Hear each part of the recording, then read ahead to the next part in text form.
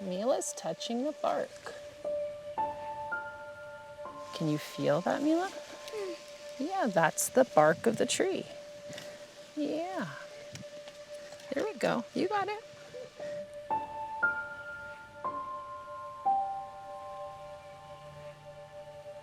Mila's eyes have always been so telling. They light up when she's really interested in something or excited about something.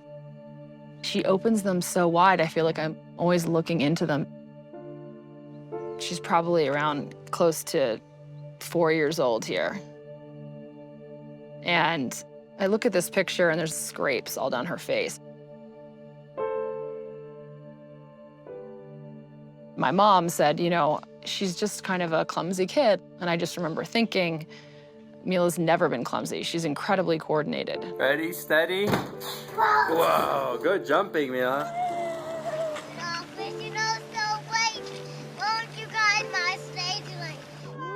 Between when she was 5 years old and 6 years old, I started realizing just something is really wrong here. Here, Mommy. She's coming. Mommy. Okay. Mommy is Mommy. I started taking her to more and more doctors, and everyone was perplexed. It's like as if she developed and then stopped developing. For 2.5 years, I was looking for the answer and being told that there is no answer or that I'm crazy. Eventually, I felt so desperate that I said, I'm putting Mila in the car and bringing her to Colorado Children's Hospital ER because I give up.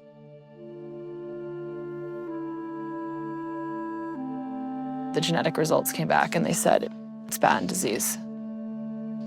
My first reaction was, finally, I have an answer. But then it hit me that this was just probably one of the worst diagnoses I could have ever received.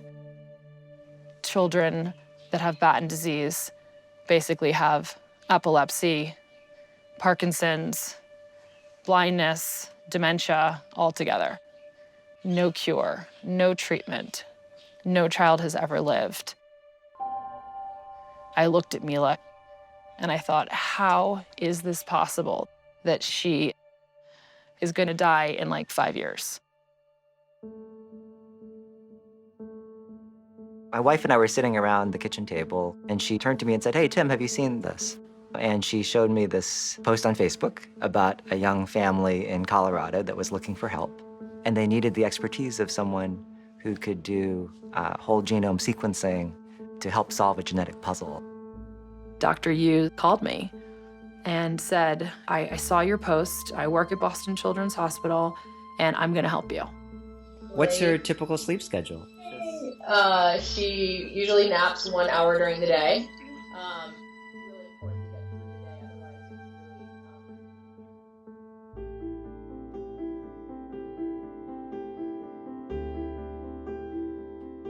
it's We found an unusual mutation that turned out to actually explain what was going on with Mila. We came up with the concept to try to design a small piece of synthetic DNA that acts as a little patch that covers up her mutation and essentially makes the cell ignore the mutation.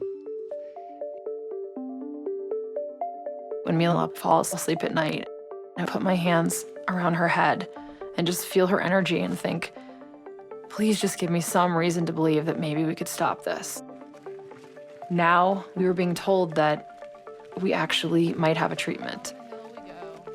Okay, the race is on. This was a level of difficulty higher than any previous one that Boston Children's had done because we actually had to develop the drug and make it along the way. Drug development is typically a process where you throw 100 drugs down a pipe and one of them comes out the other end, and it might take 15 years to do it. That was not an option for Mila. This is a disease that takes no prisoners. It goes very fast. This was a Hail Mary, so to speak.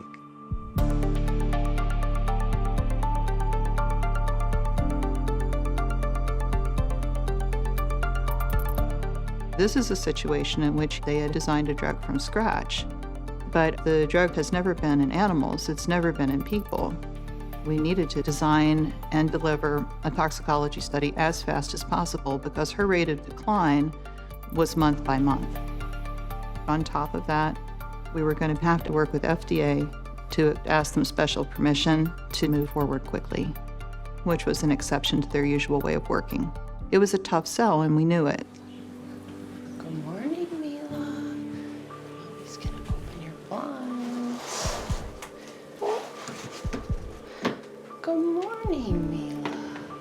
Good morning. I wrote a letter to the FDA. And it showed how much she had lost in terms of each of her abilities. 2, 3. And then we're gonna, there we go. We're gonna stretch. And I wrote, I think Mila has months left before it's gonna be too late for her to receive this treatment.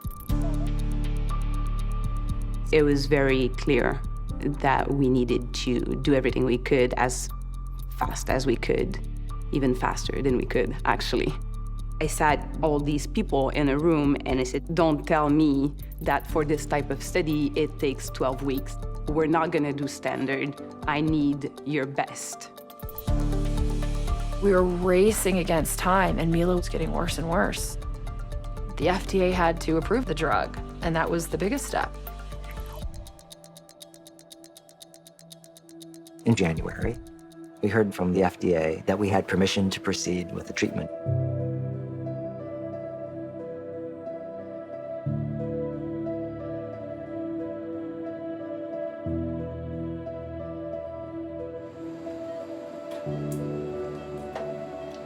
The day that she received her first dose, I thought, people told me that it was impossible. They told me that it would take 10 years and that it would never be in time for Mila.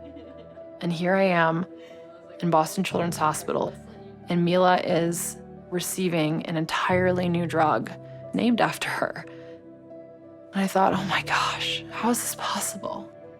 We compressed usual toxicology from, I'd say, a solid year to a couple of months. Hi, Mila. Hi, the big bear. My porridge.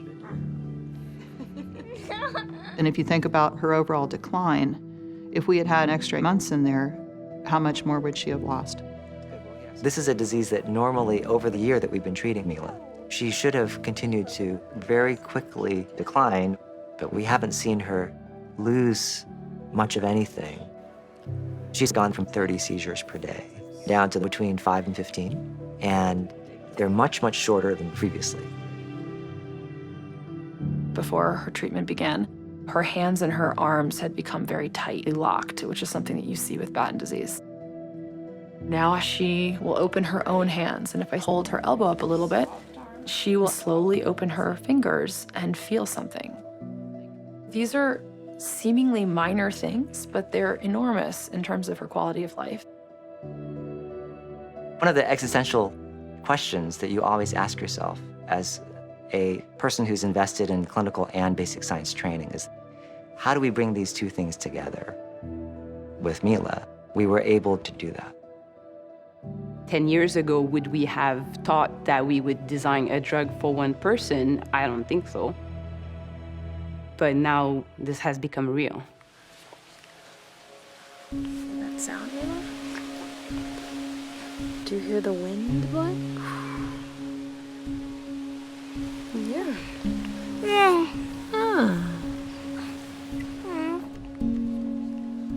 Every single life matters. Saving one person, one child, has an incredible ripple effect.